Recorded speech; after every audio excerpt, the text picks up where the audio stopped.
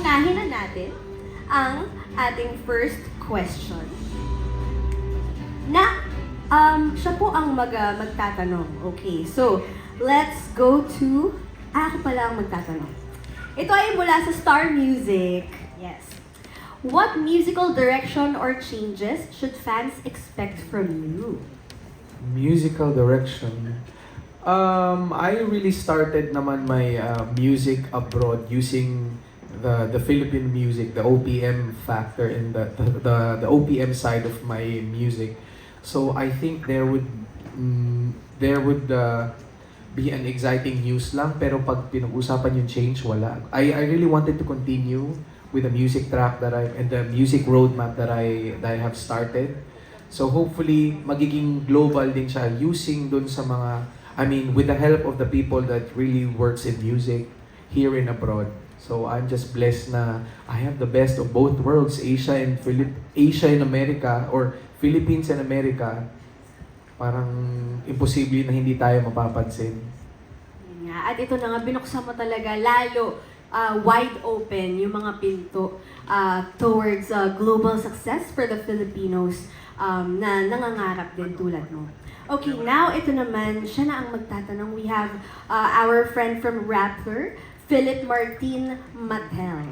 Hi! Hi! Hello. So Fronio, congratulations. Welcome home dito sa ABS-CBN.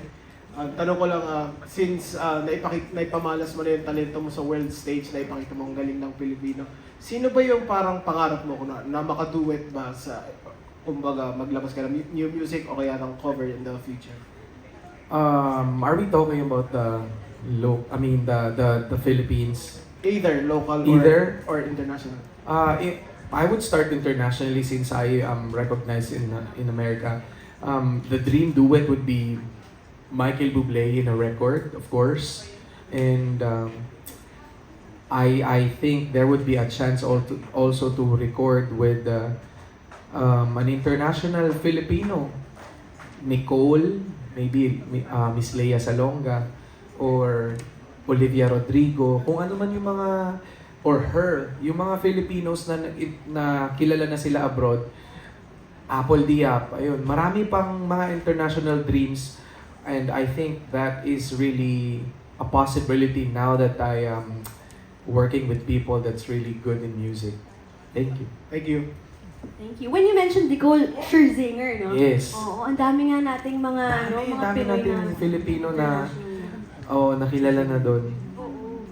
Dream pa lang naman yun. Of course, don't forget Bruno Mars. Oh my God, Oh my Bruno Mars. Uy, pwede bagay! Pareho lang kayo Sir ng hat Bruno. eh. Di ba may hat?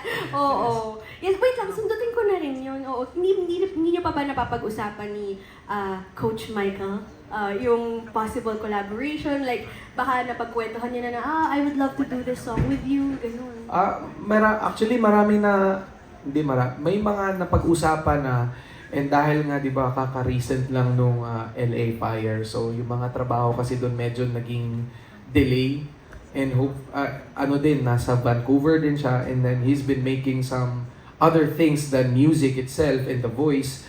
So, remote lang yung communication namin, and even last night, supposedly mag-usap kami. He called me, kaso hindi ko siya nasagot kasi nakalimutan niya yata na nasa Pilipinas ako. He called me at 3 a.m. So sabi ko, morning ko na siya nasagot. Sabi niya, sige bukas na lang tayo mag-usap. So, ganun pa rin yung communication namin. It's very, very active. So, yeah, excited ako.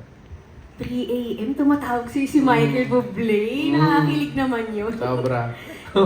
isa ko pang sundot din sa question ni Philip. How about local? Meron ka bang gustong maka-collaborate? OPM icons for sure. Pinaka-dream ko talaga to work is Regine Velasquez, Mr. Ryan Cayabyab, our national artist, Sir Louie Ocampo, and Ogie Alcacid, Martin Rivera, lahat po ng Gary Valenciano, lahat ng icons na sobrang naging pillars na sila ng OPM music. If I would be given the chance, I would be very, very excited to work with them. Especially, I had the chance to perform nung recently nag-concert yung OAC, Sir Ogie Alcacid, Louie Ocampo, and Mr. Ryan Cayabyab.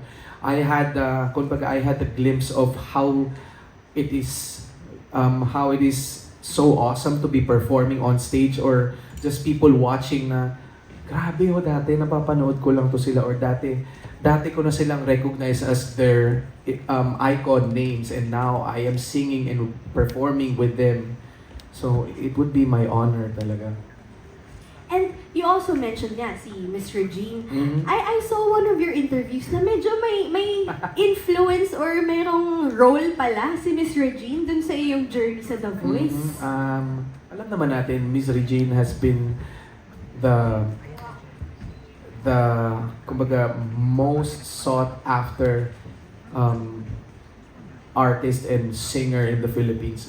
Siya yung pinaka-standard sa pagkakaalam ko, and I could also be wrong, but for my generation, she has went through a lot of kumbaga recognition na talagang deserve niya yung pangalan niya Regine Velasquez.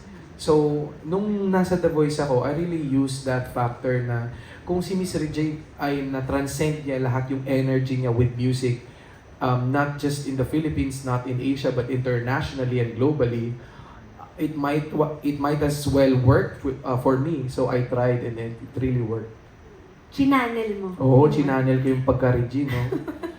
And yun pala yung magiging factor pala yung hindi lang pala babae at lalaki, hindi pala limited yung sa panahon ngayon, hindi na limited sa pagiging babae kung gusto mong maging Regine Velasquez. Kasi nagbigyan ko nga ng chance na to explore how Miss Regine is performing or how is she on stage. In-apply mo yung style niya yung sa style boses niya. mo, ganun. Yeah. Oo. Yeah. And congratulations talaga dahil Thank nag-work you. nga naman Nag-work talaga. talaga. Oo. Pero of course, you have your own style and we're so proud of you sa Minanage ko na pag-showcase lang nun. tama, minanage ko na lang yung how to showcase it through the Sofronio way. Yeah. Feeling ko parang kinailangan mo lang din ng confidence. Kung si Ito Ate yan, Rich nga Ate Rich kinaya. kinaya. Oo. Yes. Pero sa ngayon, let's go to our next friend from the media. It's such an honor. Kasama po natin siya ngayon from ABS-CBN News TV Patrol, Mr. MJ Felipe! Yay! Congrats, Sof. No, na-curious na lang kanina kasi sinabi na surprise na merong live story special na gagawin sa'yo. May mga details na ba to? Like, who would you wish to play Sofronio's role? O ikaw mismo yung gaganap nun? Aarte ka na rin ba? Alam mo, pag tinatanong talaga ako, actually nagkaroon na kasi talaga kami ng meeting, meron ng briefing, meron ng storytelling, meron ng interview, and tinatanong ako kung excited ba ako to act on. Kaso, na-challenge po ako, sabi ko mukhang gusto ko na lang kumanta, pero kung balak talaga nilang ipasok ako, Batang Quiapo na lang kahit yung mafia yung role ko. Huwag lang yung iyak-iyak kasi hindi ko kaya yata, pero hindi ko alam. I mean, everything now is a possibility, so I'm just blessed. Pero do you have a wish list? Sino gusto mong gumanap na Sofronio?